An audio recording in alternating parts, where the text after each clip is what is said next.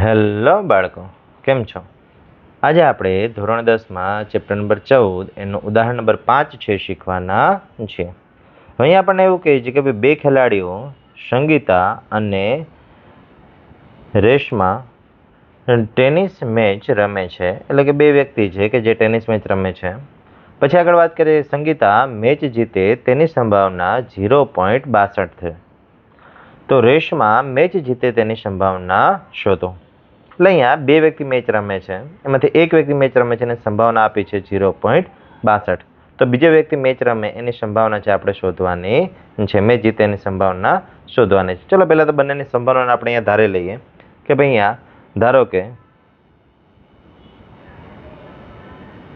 Sangeeta match જીતે તેની સંભાવના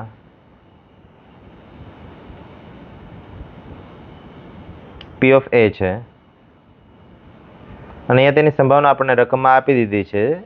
યસ, એટલે આપણે અહીંયા P of A બરાબર એની કિંમત પણ લખી નાખીએ. ભાઈ અહીંયા P of A બરાબર કેટલા છે? તો P of A બરાબર 0.62 છે.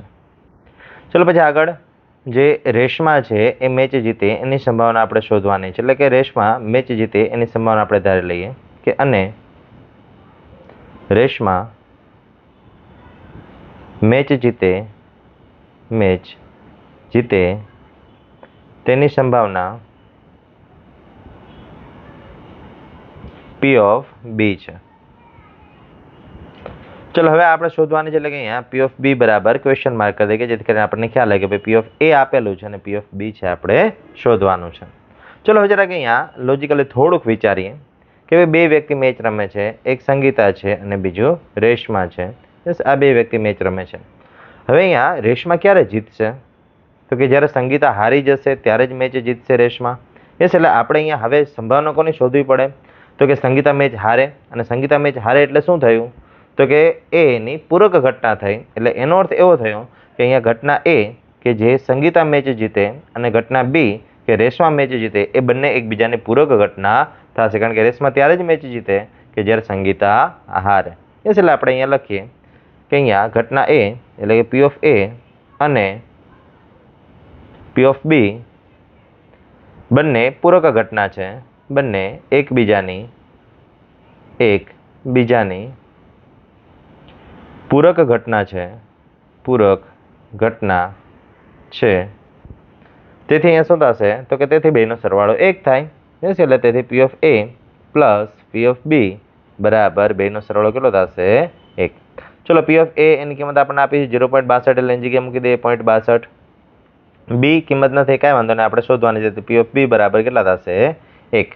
ચલો હવે અહીંયા 0.62 પ્લસ છે, સામે લઈ જાય એટલે માઇનસ થશે, એટલે P of B બરાબર 1 માઇનસ 0.62. ચલો 1 માંથી 0.62 બાદ કરીએ, ધારો કે અહીંયા રફમાં ગણતરી કરીએ તો પોઈન્ટ નથી, છેલ્લે બે 0 મૂકી દઈએ પોઈન્ટ મૂકીને.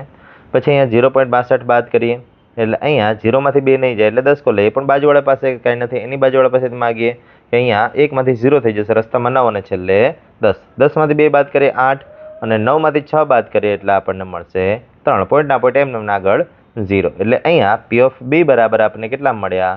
તો કે 0.38 છે એ આપણને મળે છે. એટલે અહીંયા આપણને 0.38 મળ્યા. ચલો હવે 0.38 મળે એટલે 0.38 છે શું? તો કે અહીંયા રેશમા મેચ જીતેની સંભાવના, અને તેથી આપણે લખી નાખીએ કારણ કે આપણને એ જ વસ્તુ પૂછી હતી, એટલે તેથી લખીએ કે ભાઈ તેથી રેશમા મેચ જીતે તેની સંભાવના પોઈન્ટ એટલે 0.38 છે. યસ, એટલે બાળકો અહીંયા આ દાખલો છે પૂર્ણ થાય છે. થેન્ક યુ બાળકો, મળીએ નેક્સ્ટ વિડીયોમાં નેક્સ્ટ દાખલા સાથે.